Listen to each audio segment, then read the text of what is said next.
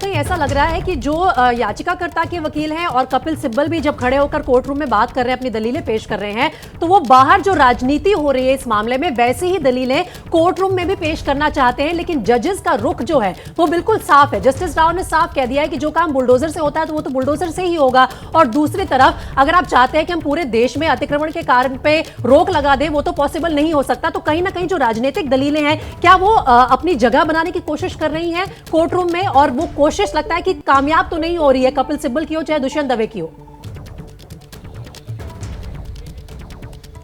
और ये कामयाब होती दिखेंगी भी नहीं। क्यों? कि उसकी वजह है। उसकी वजह ये है कि सुप्रीम कोर्ट में जो मेंशन किया गया था कल, वो सिर्फ जहांगीरपुरी का मामला था। ये कहा गया कि यहां पर बिना नोटिस दिया आनन फानन में कार्रवाई कर दी गई, और आज जब उसी मामले की विस्तार से सुनवाई शुरू हुई तो जहांगीरपुरी तो जो है उस सुनवाई का एक छोटा सा हिस्सा बन गया। अब बात ये हो रही है कि पूरी दिल्ली में क्यों नहीं किया गया, बाकी जगहों पर क्यों नहीं किया गया, पूरे देश में बुलडोजर चलाया जा रहा है, एक समुदाय विशेष के खिलाफ चलाया जा रहा है। तो यहां पर जो मुख्य जो दलील थी, जिसको लेकर के केस आया था, वो जहांगीरपुरी का था, लेकिन जो है वो एक छोटा सा हिस्सा बन गया और बाकी जो चीजों पर दलील दी जाने लगी, जिस पर कोर्ट ने यह कहा है कि हम बाकी हिस्सों के बारे में बात ही नहीं कर सकते ना। आप यहां पर जिस मांग को लेकर के आए हैं जहांगीरपुरी की, आप उस पर बात कीजिए। और इसी वजह से कोर्ट की यह टिप्पणी काफी महत्वपूर्ण है कि हम पूरे देश के बारे में जो बात नहीं कर सकते, आदेश नहीं दे सकते। और दूसरी महत्वपूर्ण चीज कि अवैध निर्माण अगर किया गया है वो हटेगा तो बुलडोजर से ही। तो हालांकि हम आपकी दलीलें समझ रहे हैं, यानी कि कोर्ट ने एक तरीके से अपने तरह से ये बताया है कि आप लोगों की जो राजनीतिक दलीलें होंगी भी तो हम उसको भी समझ रहे हैं, लेकिन हम यहां पर सिर्फ तथ्यों पर बात कर रहे हैं। और ये तथ्य है कि क्या नोटिस दिया गया, ये नहीं दिया गया, आप सिर्फ ये बताइए। और खबर आ रही है, सॉलिसिटर जनरल तुषार मेहता की तरफ से एमसीडी का पक्ष रखा गया है, और एमसीडी का जो पक्ष रखा गया उसमें कहा गया है कि इस बारे में जो कोर्ट के पहले के ऑर्डर हैं उसके मुताबिक कार्रवाई की जा रही है। और इसी इलाके में पहले फरवरी में 2 बार और फिर अप्रैल महीने में 1 बार अतिक्रमण हटाया गया है। इस वक्त की बड़ी खबर, एमसीडी का पक्ष सॉलिसिटर जनरल की तरफ से रखा गया है और उसमें कहा गया है कि इसी इलाके में पहले भी अतिक्रमण हटाने की कार्रवाई की गई, और जो कल कार्रवाई की गई थी वो भी सड़क से और फुटपाथ से अतिक्रमण हटाने की कार्रवाई थी। इससे पहले भी इस इलाके में फरवरी में 2 बार और अप्रैल में 1 बार कार्रवाई की गई है। अंकित, जो एमसीडी का पक्ष था, हमारे सहयोगी दीपक रावत ने सुबह बताया था, वही पक्ष एक बार फिर से सॉलिसिटर जनरल की तरफ से रखा गया है।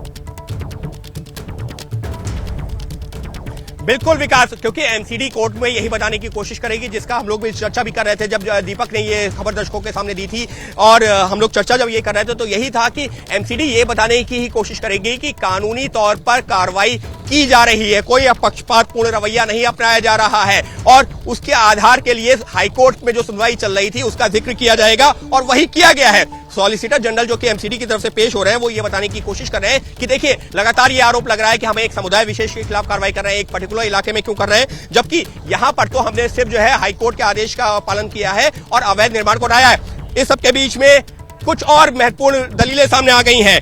जो दुष्यंत दवे हैं, उसके साथ में संजय हेगड़े, एमआर शमशाद, कुछ और जो वरिष्ठ वकील हैं, वो ये बता रहे हैं कि कल हाईकोर्ट के बाद आदेश के बाद भी अभियान चलता रहा, यानी कि अब वो कंटेम्प्ट ऑफ कोर्ट की तरफ आगे बढ़ रहे हैं। वो ये बता रहे हैं कि कोर्ट का निर्देश आ गया, उसके बावजूद भी कार्रवाई चलती रही। और इस सबके बीच में अब जो जिस बात का आपने जिक्र किया ना, सॉलिसिटर जनरल ने विस्तार से क्या कहा है वो भी बता देते हैं। सॉलिसिटर जनरल ने कहा है कि इलाके में 19 जनवरी से ही अभियान चल रहा है। अब एक संगठन मामले में कूद गया है, यानी कि जो कल याचिका दायर की गई उसका जिक्र कर रहे हैं। अब एक संगठन मामले में कूद गया है और इस मामले को और ज्यादा कॉम्प्लिकेट यानी कि जटिल बना रहा है।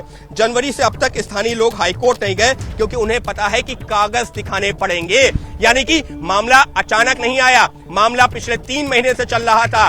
3 महीने से अलग अलग हिस्सों में कार्रवाई चल रही थी, और अगर किसी को आपत्ति थी तो वो हाईकोर्ट जाकर के स्टे करवा सकता था, हाईकोर्ट में अपील कर सकता था, लेकिन नहीं किया गया। क्यों? क्योंकि उन लोगों को भी पता है कि जो उन लोगों का निर्माण है वो अवैध निर्माण है, उन्होंने अतिक्रमण किया हुआ है, और इस वजह से वो लोग हाईकोर्ट नहीं गए। यानी कि एमसीडी की तरफ से बताने की कोशिश की जा रही है कि यहां पर जो कार्रवाई की गई है कानूनी तौर पर पूरी तरह से सही है। क्यों? क्योंकि 2-3 महीने से कार्रवाई चल रही है, किसी को कोई आपत्ति थी कि नोटिस नहीं दिया, किसी नियम का पालन नहीं किया गया, तो ये लोग हाईकोर्ट क्यों नहीं चले गए जहां पर मामले की सुनवाई चल रही है? हाईकोर्ट भी लगातार इस मामले को देख रहा है। तो ये जो है साफ तौर पर बताने की कोशिश है एमसीडी के द्वारा कि कंटेम्प्ट ऑफ कोर्ट का मामला नहीं बनता, अचानक की गई कार्रवाई नहीं है, पक्षपातपूर्ण कार्रवाई नहीं है, ये नियमों को ध्यान में रखते हुए की गई कार्रवाई है।